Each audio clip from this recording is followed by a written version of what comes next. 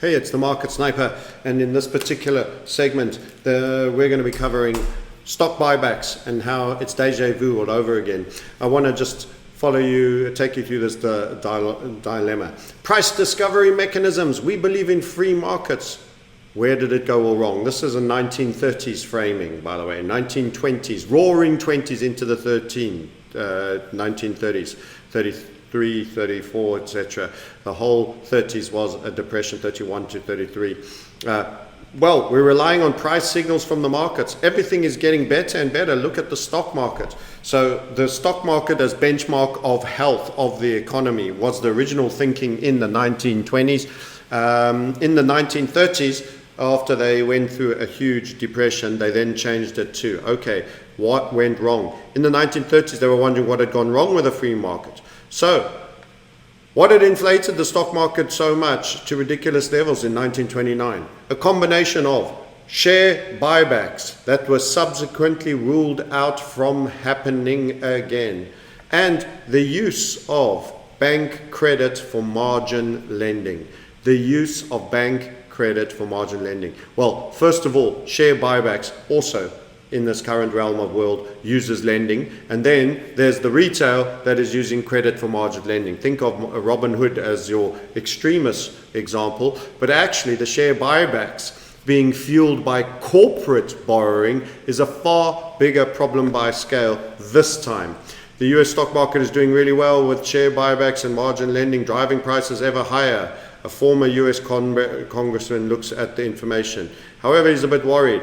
We didn't realize we were making the same mistakes. And then when they asked Donald Trump, how is everything doing? Everything is getting better and better. Look at the stock market, said Donald Trump. Of course, it's Biden now who's going to say, never before have they had such a big increase in GDP in these hopelessly diminished dollars in the inflation world that he's created. Now, in this particular video, we'll be exploring the end of buybacks, and what that actually means for equities, the end of buybacks and what that could potentially mean and how big and relevant it is, and also to a lesser degree margin lending. And I'm going to bring in an aspect that also involves house prices, which is more of a retail related thing like margin lending, but instead of margin lending for trading penny stocks in the 1920s, more like borrowing to buy into the current US home real estate boom. That's right, in a tightening market where the mortgage rates go up. Please hit the like button. We appreciate you. We're looking to continue to grow the channel and throw out exciting messages. There's the Market Sniper link below for you to book a call and a chat for how we will be exploiting some of our trade ideas we've shared here. Many of them haven't been shared, and more detail is done with regular updates throughout the day by yours truly, myself, and regular webinars by Top Gun HVF snipers. So you can find out more about becoming part of our amazing community. And it's not what you make, it's also what you keep in terms of how you should defend in reset times. A community of the willing. Go and check it out on the links below and enjoy the video. Please give us a share right now. Thanks for watching. Hey guys, how are you? Yeah, we're going to do kind of a fundamental clip today. What I'm going to be talking about is what's the real future like for certain things such as the SPY, SPY, SP 500. What is going to happen in the S&P 500? What is going to happen to the NASDAQ stocks, apart from a few chosen ones that are going to be in the metaverse, mega mooning, the likes of Tesla and anything he touches. Of course, he had a magical effect on Twitter. You know that time he was asking you all those polling questions? He'd already bought over a 9% stake in Twitter. Yes, that's right. He was polling you as if he was already a member of the board. Oops, hold on. He's already a member of the board as well. He just became the single biggest shareholder, so they want you to believe. Of course, who controls elongated muskiness, who truly controls the social media complex is actually not him. It is the Atlantic Council. Kissinger called them all in when they all had to go CV19 friendly, and you saw how that worked out. Across the board, unilaterally, all of a sudden, whether it was face ache, whether it was kiddie TikTok, whichever one it was, they all just suddenly, all of a sudden said, hey, we're done. You can't say X, Y, Z. You can't do things that highlight negatively on the health martial law event of March 2020. Anyway, so apart from his elongated muskiness, what are we talking about? We're talking about equities. And this kind of number of things that have been coming across my desk, and this is one of them, and it's a zero hedge article. One bank spots a big red flag for stocks. Buybacks are inexplicably tumbling. And I can say to you, it isn't that inexplicable. Guess what's happening? Buybacks were funded on debt, good people. They were funded on debt. Guess what's happening to debt? Well, debt is suddenly showing that it can go up instead of stay down. And these companies should have been paying dividends and retiring debt if they didn't have enough to do to make better product, be more resourceful. After all, they were given capital to be capitalists and to do something useful that will sell well. If they have no ideas, they should return the capital after paying their debt, pay proper dividends and clear the debt. But that's not actually what's happening. Instead, to make their stock, and this is known, gentlemen and beautiful ladies, as a control fraud. And I've done this explanation before, but you know, it gets lost in YouTube's 1,527 ago. And essentially a control fraud is where you have professional management that initially aren't the full shareholders of a company acting on behalf supposedly in the interests of shareholders, and they have remuneration committees. And to incentivize me to be awesome because a couple of $1 million base salary and a bonus isn't enough to make me be awesome, give me options that will make me a billionaire. Oh, okay. Well, he'll never hit that number, says remuneration committee buddy in the other corporation at the same golf club, living in the same district, all looking after each other. I'll set him a real stretch target that he can only really have his options come into the money if he pulls a rabbit out of the hat.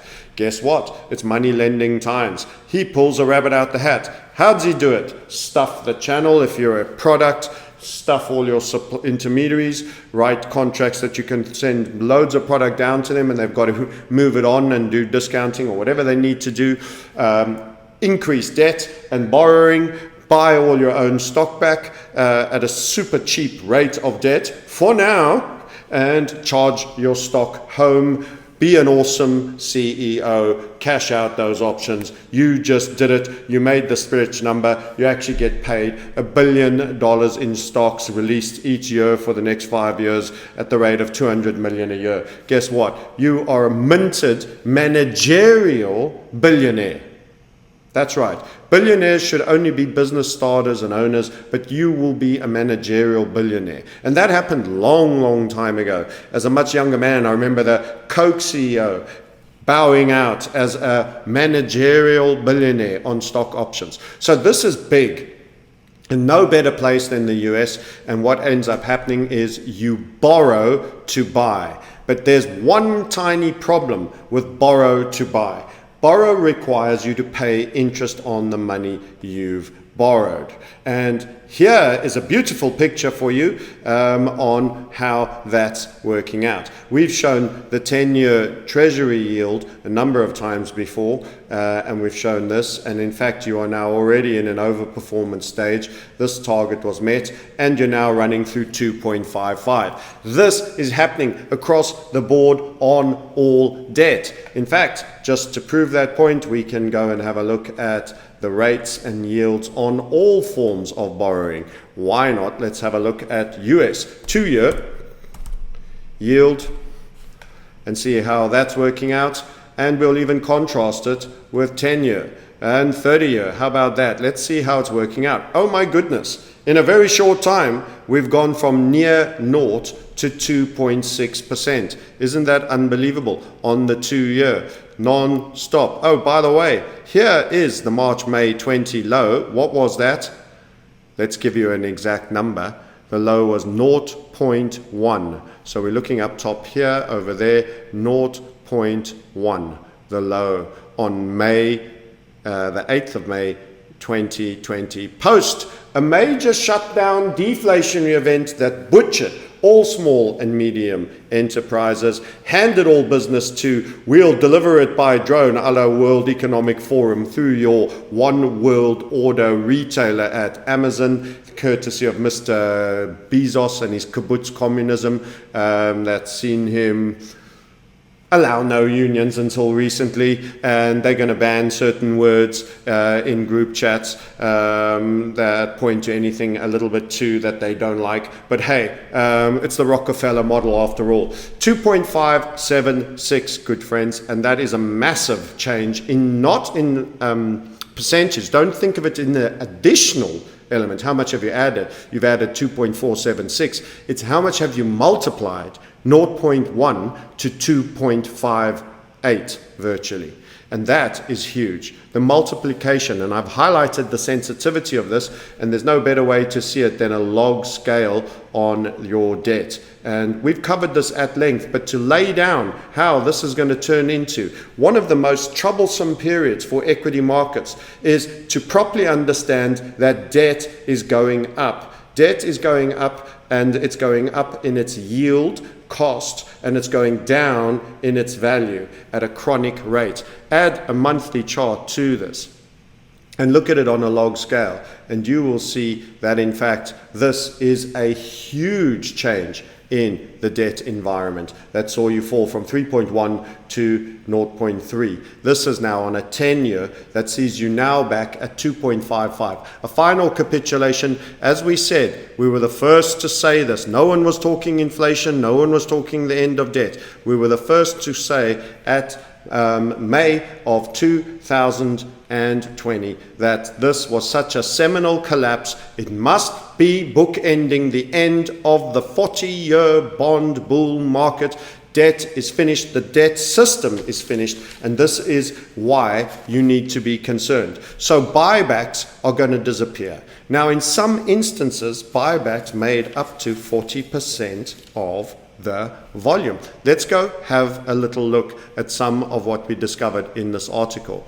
So here you see on Zero Head, distribution of S&P buyback blackout entities. So what typically happens is when you stop buying, they call it a blackout of buying. You have to avoid doing it just into the run of announcements. Essentially 4 billion per day in the US market is what is normally. The average notional executed by corporates during the open window is 4 billion a day. Now, again, a second, count to a million, 12 days. Count to a billion, 32 years. Huge difference in numbers. 1,000 millions is hugely different. People drop billions like they're small nowadays because, of course, we also talk about trillions and quadrillions and who knows, quintillions soon. But none of this is a surprise, they say. Look at this descent in buybacks. And this has been an equity market that has relied very, very strongly on buybacks. People will say, well, it was the final quarter of, final month of the quarter, it'll get better. But I'm afraid to say 50% below the pre-COVID. Now, if buybacks start going down, why would they be going down? Why would corporations stop doing it? Because of the debt argument that I've given you. So, rate rises are doing a number of things. What else are they doing? Well, there was a very nice Word document that I posted up here. A couple of things that I wanted to talk to you about. Let's delete that. First of all, we are de-globalizing. No less than Larry Fink said it. We are de-globalizing. So, rates are going up and we're de-globalizing. Now, globalizing was the Goldilocks economy that Greenspan supposedly created. He didn't. Everyone moved offshoring to the lowest cost provider and was able to in fact increase margins, make more profit, and still be relatively cheaper than when they did all the manufacturing on home soil. So it was a win-win for corporations. Mega boost in earnings growth, mega boost in the bottom line because the net income increased, the manufacturing costs were reduced, in many cases criminally so. We had the Nike kids working in India and all of those stories coming out. Deglobalization. Now, we are reversing that original globalization that gave us the Goldilocks economy. Greenspan was, where's the inflation? Where's the inflation? I can print as much as I like. I can keep the interest rate super low. As a result, he gave us the dot-com boom, and followed by the correction in the dot-com boom, he laid the benchmark for what later became the subprime and housing property boom. So, how did that turn out? Neither of those things turned out particularly well. But it was on the basis of the ability that inflation had relatively been low, a lot higher than he was saying, but relatively appeared low, not runaway, that he was able to do this. Now we're getting the deglobalization that Larry Fink is forecasting as a result of the manufactured aggression in Russia and Ukraine. What does that lead to? In my personal opinion, HyperStagflation. That is stubbornly high inflation to a very high level. So we're already at, what are we at? Well, let's have a look while we're talking about this very concept. What are we at? What do shadow stats say we're at? Well, many times I refer to you as a subscriber, and go check them out on Shadow Stats. John Williams, certainly worth a subscription. Where are we on inflation? Now, this is not his number. This is the original 1982 number to carried on today. In other words, these were legitimate manners of calculating CPI as of the Reagan era presidency. So what do we have? Well, we get a number that is well through 15, starting to look like 16 and a half, and not that far away from 17%. As I've already highlighted, on their number, round about 8% at the moment, on their non-shadow stats, not in line with the 1982 period of inflation. You see the 1982 number, that was Ronald Reagan. That's when we started to part ways, and we started to understate inflation immensely. With the big deflationary era of 2008 that actually brought inflation down to about 5 and a bit in truth, but actually registered negative numbers as a result, and thereby justified quantitative easing and all the tricks and chicanery that subsequently came. Where are we now? We're probably at 16.5 on a declared 8% in inflation. So we are understating it by half, as per stats that were used in 1982 under the Reagan government. What about, while we're touching on all of this touchy material and stuff, what about alternative idea for unemployment, for example?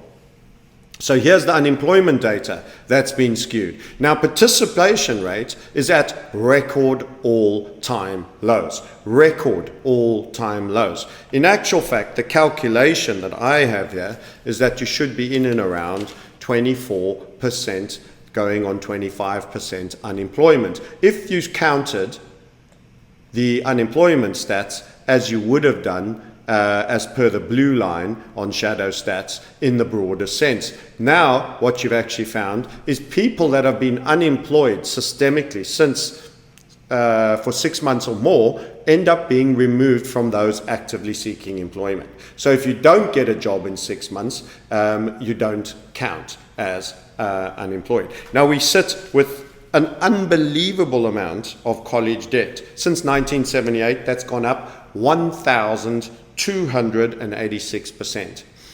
Most 50% of those people leaving colleges are either not working, aka should be unemployed and registered and unemployed, or doing jobs for which their college education was not of any direct use. In other words, half coming out of college are doing delivery pizza when they have a fine arts degree, or they are doing something that has got utterly nothing to do with that. So we have the college debt, the university debt. We're going to be referring to housing shortly, and we're going to talk about that which is going on in housing. So the economy has diverged from what used to be considered semi-serious statistics immensely. in both employment and in inflation. The American economy is far worse than it is. I always reel with laughter when I hear Jay Powell say, well, you know, we've had such a strong global economy. No, you've got such a strong amount of inflation. You have 40 million people plus collecting food support on a food stamp system in a population that is sub 300 million. Okay, so that is the truth about this awesome economy in America. So going back to buybacks. Buybacks are a luxury that will not be afforded for too much longer, because that debt in the corporates have to be paid back. They have to be paid back. And guess what? It's getting more and more expensive to pay it back. It's better you pay off that debt than you buy back your own equity if you've got nothing to do with it. So what else has been going on? Well, let's talk about somebody who I can't agree with. This is in the premium area of the market here. They say, on inversion, buy stocks. So in other words, you're going to keep growing for a while. We are 2022, that's the white line. They're showing you all the other places where that's happened and that the market goes up. What they haven't factored into that is that in actual fact, 1973 was a terrible time to buy stocks, and stagflation, the stagflationary events are most similar to where we are in the 70s rather than anything that occurred during the inflate 88, 1980, which was also not that great. You can see a lengthy period of decline in 80, lower than the benchmark as well. So the 70s and the 80s most reflect that. 78 stayed well below for most of the time. So actually, the blue lines, most of which are 98, 1988, are the ones that are up, and then you'll see the gray line over there where you are up 2019, which was the major. But here's the rubber with 2019. Did you see that? That was your deflationary event that later set up your subsequent stimulus to give you that upside. So if you're happy to sit through a drawdown like that, you've not on Robinhood with call options that have only 30 days till expiry, be my guest, sit and hold, because the inflation narrative will return no matter what event they do, but they're going to create such a deflationary event that they will mask temporarily the amount of inflation that is there, apart from their shrinkflation and their fake stats, which we've illustrated with shadow stats. So beware the bumpy ride of the man who wants to buy stocks. Also, something else that we've done, that we've noticed, is that in this environment, the cycle from yield to crash is shortening. Everybody thinks they've got 3 years of pumping stock market, or at least 17 months of pumping stock market before things can go wrong. Well, the last time the Fed stood behind junk debt. And at the moment, they're trying to tell you junk debt is going to be just fine. The last place you would want to be, and the last thing I would be saying, in the long term, we don't expect a widening to continue. How, in an ever-increasing inflationary environment, do you believe JP Morgan saying we don't expect widening to continue? Because they are the Fed's bank, and the Fed does not want to have to stand backstop for an abnormal amount, all of you shorting the junk ETF. They don't want it, so that's why they talk. You will not have to go any lower. Well, here's how things have performed so far, and it's worth having a little look. If you weren't in oil and energy over here, you've been in the wrong place. And a little bit of gold and silver, and then the rest. Bitcoin has underperformed this year so far. And as for tech, infotech, NASDAQ, mutual funds, S&P, all actually, for the year so far, not that impressive. And buybacks are going to go away. And no matter what JP Morgan says, your junk bond debt environment is not going to be strong. I haven't looked at this chart, but let's go and have a look at it. Let's go and take a look at HYG. Remember, they've stood behind junk debt before. Will they do it again, or are they already doing it? High yield debt. Show me how that chart looks. Well, I don't know about you, but I ain't a buyer. This is going to collapse unless they commit again to putting the entire Fed balance sheet behind supporting this market. We've highlighted countless times that this has got huge potential, and in fact it began correcting until the Fed stood behind it and it reflated back to 88.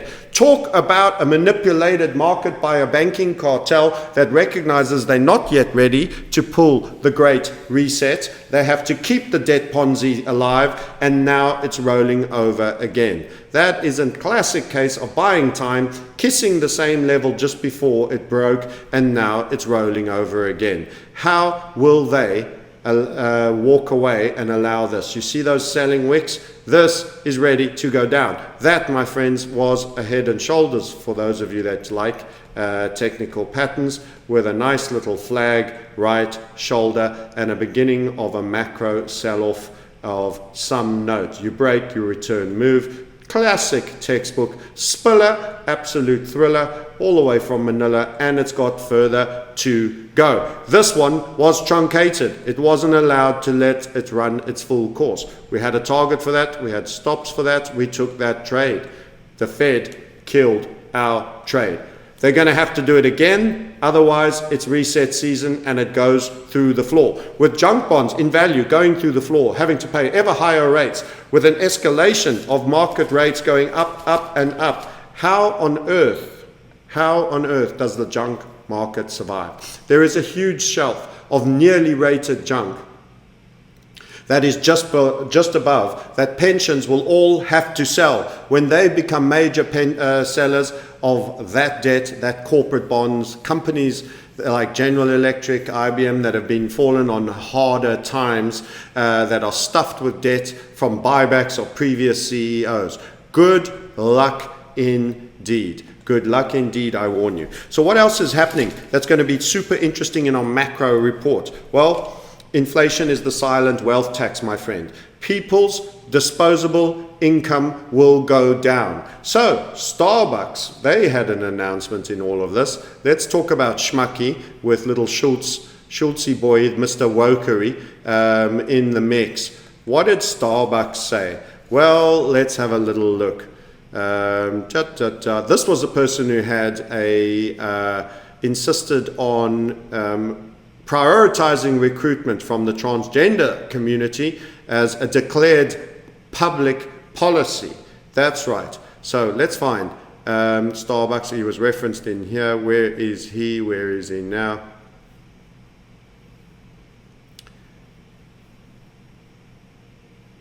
Bank of America refuses to argue. Oh, finally, in the aftermath of the Starbucks shocking announcement earlier this week, when the company's woke CEO Howard Schultz announced that he was halting buyback to invest more into our people and our stores.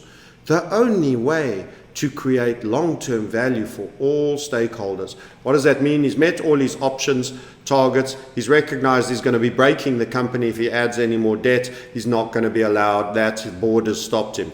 News which immediately sent the stock tumbling, as it clearly destroyed value for all stakeholders. In other words, as long as you're a bid under the stock, we're okay with it being a buyer and a hold. The minute you're pulling one of the biggest bids under a stock away, people then sell. Fancy that. I bet he shorted that statement, or his wife did. Could it now be the case that only companies that pursue critical for shareholder buybacks are the unwoke ones? Who knows? Who knows? So you've got corporations such as Starbucks. Let's go have a look at Schmucky's chart, shall we?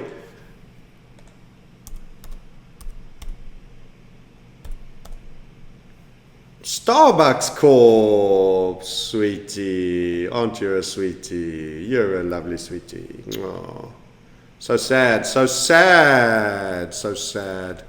So much value you've opened up for your shareholders after all that. Big ass head and shoulder there as well, with a right shoulder, and it has been spilling, and it has been spilling, and it looks like it's not doing that great. Weekly, it looks like it topped out at in and around 126, is now 84, can go lower. By the way, your $6 coffee full of artificial ingredients is going to get more expensive. Their margins are going to have to get a whole bunch tighter, and guess what? Those coffee growers, they want more money. Let's have a little look, a microcosm deep dive on Schmucky Bucks, the global purveyor of yuppie coffee for the woke brigade. Let's go see how that world looks. Robusta coffee bean is actually the cheaper bean. They claim to use more Arabica, but let's have a little peek how that's going to work for them. How's the coffee market doing? Well, on the Market Sniper channel, we actually said it would be a great buy for you to buy the Robusta bean and the Arabica beans, and this is how they've done since the bottom. And in fact, we said this before the big bull, everybody woke up to the big agri bull commodity. In fact, short debt, big agri and energy, particularly energy bull commodity scenario is here. Hence why Australian dollar against the Japanese yen as well, a debt over entangled nation against a commodity nation is going to do just fine. So commodities are going to be pretty good. Now we got this on Robusta coffee. Let's show you the trade. There she goes. Take it off. That was our little setup that eventually trotted off. And it ran. Currently having a pullback. This is the cheaper bean, but this is the increase from 1365, a near 75% to the highest point, and likely to go higher after a minor pullback. So that is coffee makers. You're going to have to pay more for the bean. You're going to have to pay more for the milk. You're going to have to pay more for the sugar. You're going to have to pay for all the chemical content therein, and the corn syrup right down to the very last penny. Your schmuck bucks is going to go more. People are going to buy coffees away a whole bunch less, especially those that are on a budget, especially when they can do it at home, probably for cheaper. Their couches aren't that nice. Everybody else has spilt their drink on him by now. And of course, he's talking about refurbishing his store to keep you coming in. There's nothing cool about woke schmuck bucks anymore. You know, Friends was a long time ago, guys. Central Perk. Anyway, that's one of the key things. So we're facing the death of fiat and the debt system. The velocity of money is going ever slower, and the consumers and the retail, the middle is being killed. The entire game has been about killing the middle. The billionaire class are deep, nose dirt deep into the commodities and assets that will go up, but will the SPY be going up at the same range? In a hyper-stagflationary environment where the consumer is consuming less, we hit an all-time high on valuation. I've shown that chart before. I'm not going to show it again, but we hit an all-time high on GDP value and market cap to GDP. Essentially, we are at unprecedented levels. Just a curious little click. This is the joke of the century for me. Market is currently expecting 8, potentially 9 additional rate hikes, the implied rate hikes. They will not get 8 or 9 rate hikes. Things will break long before. In fact, yield inversions typically occur after 80% of the tightening cycle. So we're talking about, you would have the Fed's current rate, and then they tighten, and then they tighten again, and then they tighten, and then they tighten. You know these graphs that show the Federal Reserve with their tighten plots? 80%, literally, the yield inversion occurs here, and you get 1 or 2, and then it comes down brutally on a sell-off deflation. Round about the 80% mark, all the yields reverse. And in this case, not only has the 2s and 10s, that is the 10-year debt as yield, fallen below the 2-year debt, but the 30-year has also fallen. And this is the first time since 2007. This is the first time since 2007. So let's just talk about that. The first time since 2007. Let's add that. US 30-year debt, and I'm going to minus the US 2-year. So we're doing a very big spread in differential there. And the key thing about this, guys, is that that should point to, let's delog that and put it on a monthly. This is a macro time frame, fine fellows and damsels. Let's have a little look at this. This is your difference in yield. Now, what does this mean? This means normally when you borrow long, because of expected inflation, when you borrow long, you pay more because there's a natural inflation rate. When you borrow short, you pay less because they're getting your money back sooner. What has happened here? Well, let's have a look. 1989, many of you weren't around, but you had the 87 crash, you had the whole 90s crisis that led to the Asian crisis. Then you had the dot-com crisis, and then you had relatively small dip, but it was still a signaling dip that started to occur 06 through 07, and that was the subprime. Subprime, dot-com, Asian crisis. That's when the Korean won put in that super spike high against the dollar, by the way, that we've regularly referenced. And you've just done it now. By the way, even the events of the repo failure that then led into COVID did not on the 30s, did not see the yield of the 2-year go higher than the 30s. It did on the 10s, but not on the 30s. In short, this yield inversion is the first one since 2007, and in fact it first happened in 06. So you're talking about 06 through to 22. This is an 18-year pause before this yield comes, and this was a depression. It was the biggest property-induced depression that should have had 2 years of negative growth. In the UK, they faked one number for 0.1 after quantitative easing directly before, and bank failures. And there were clearly both. That is your clear definition of a depression, and everything nowadays is big now. We don't get small recessions. We don't get small recessions. And you are down here again. And can I also say this throwdown has been absolutely brutal. Brutal indeed. So this is a yield inversion, and that means people are not expecting much inflation, or they're expecting an event that is going to be very demand crushing.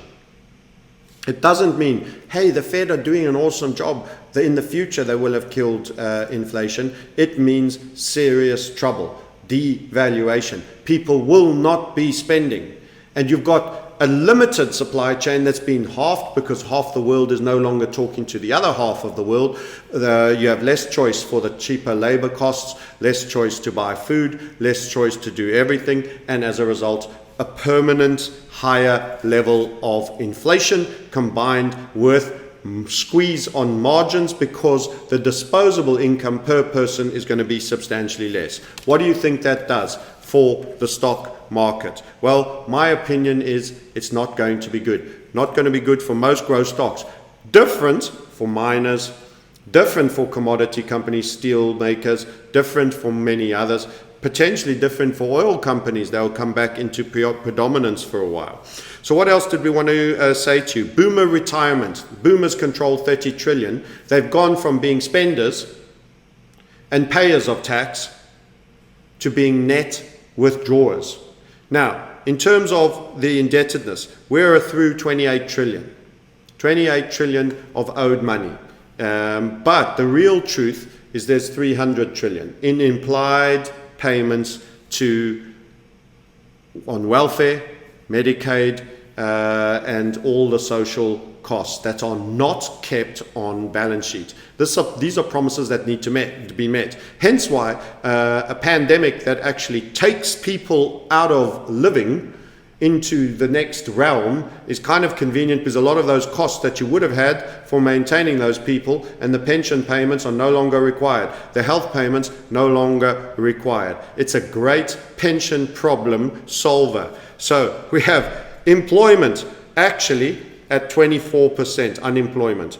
You have participation rate marked at all-time lows. You have 13 trillion household debt generally, a lot of it on credit cards. You have student loans with 23% arrears already. Yes, they're giving holidays, of course, because they have to. The people just won't pay. They've been taught about modern money theory and asked, why do we need to pay anything? Just print the money and pay it for me, will you? Yes, bitter harvest. They've taught the Bolshevik principles, and they will face them being opposed, they'll be hoisted on their own petard, basically, in terms of that. So let's look at a couple other things. The US property market has been sizzling hot. You've had a mini boom at 2000, kind of 6, 7, and 8. Not the full boom, but a mini boom. What's happening on lending rates for mortgages? A 30-year fixed rate. If you take anything but a fixed rate, you are putting your head through a noose, and you will pay 4.67. Some of you may pay a premium on that if your debt is not considered worthy. Let's have a look at the 2-month side of that chart. The monthly will do. How's it been? Those were your housing rates way back when. Top peak Volcker, you paid 18%.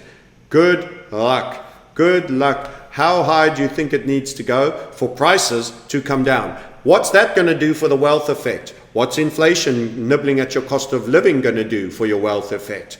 What's those buybacks no longer happening on the same scale going to do for your stock market effect?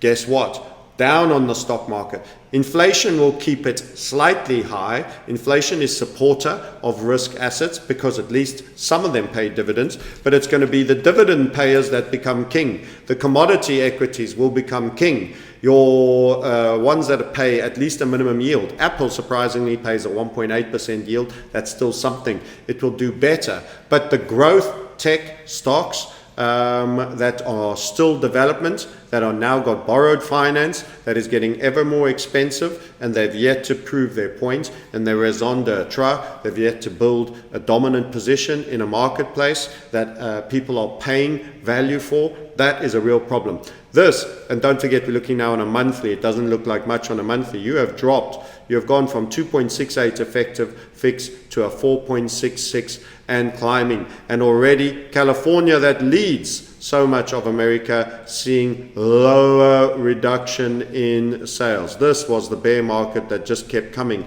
in rates, and this was the gift of the boomer boom on your property prices. Every just which way was just up, up, and up. Even your falling wedges that had pops ended up trading down, down, down. Mr. Greenspan's liquidity solution extended by Ben Bernanke and, Granny Yoda Yellen, all just took you to all-time lows. That was peak low for property. Guess what? Private property is under attack.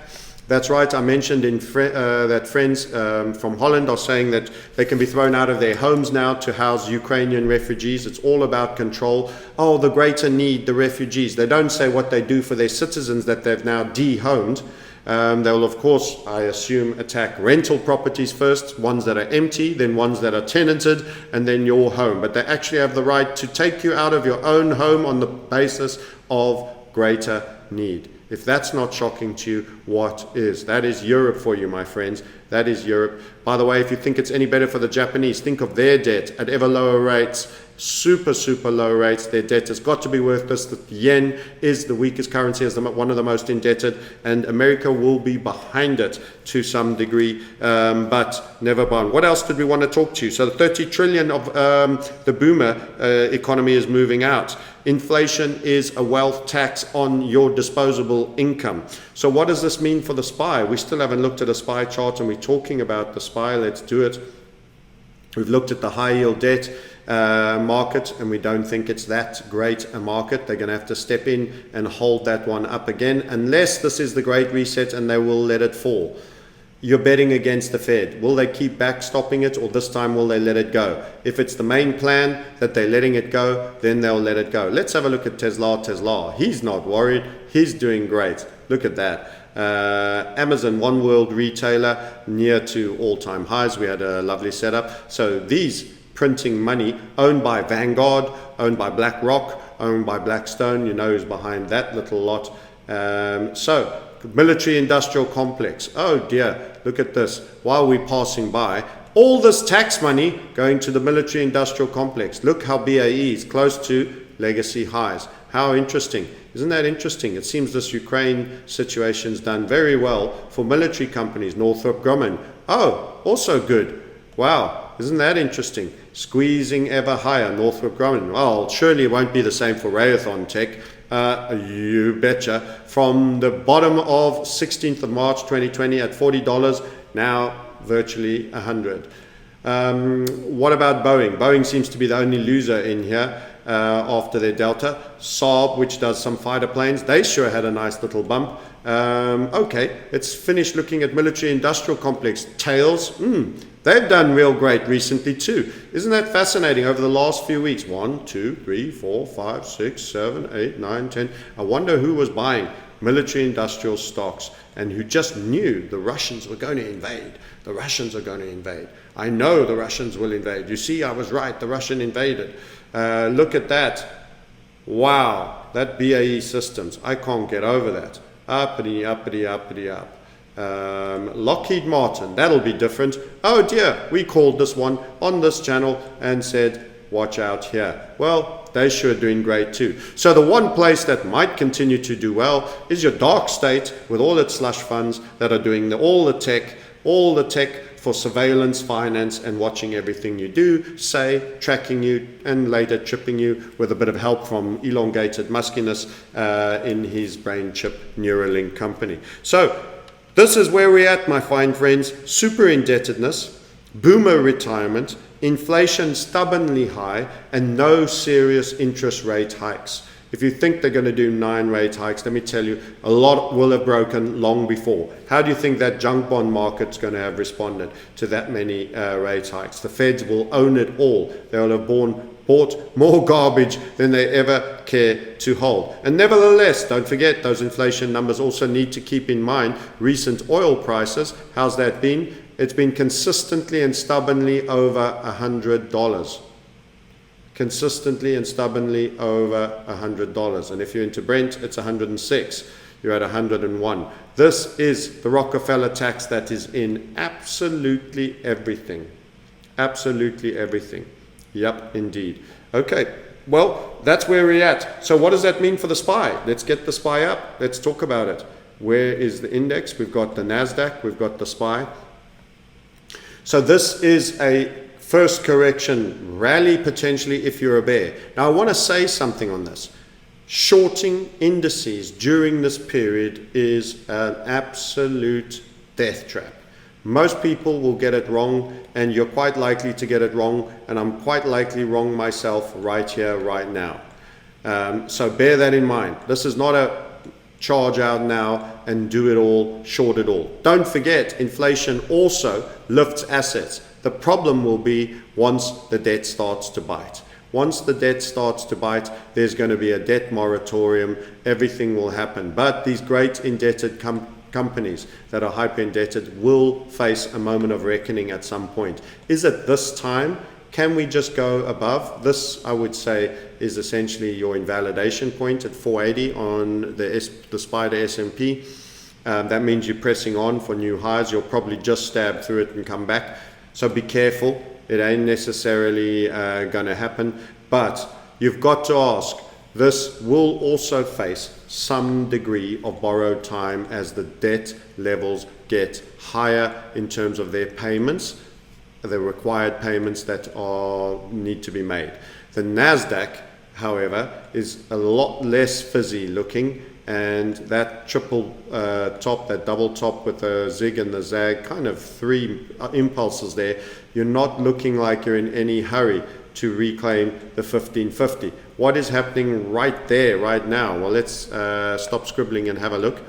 We're on quite big time frames. Let's have a look at the 4 hour, 2 hour. That does not strike me as overtly positive, but does it mean it's a trade? Could it be an entry point?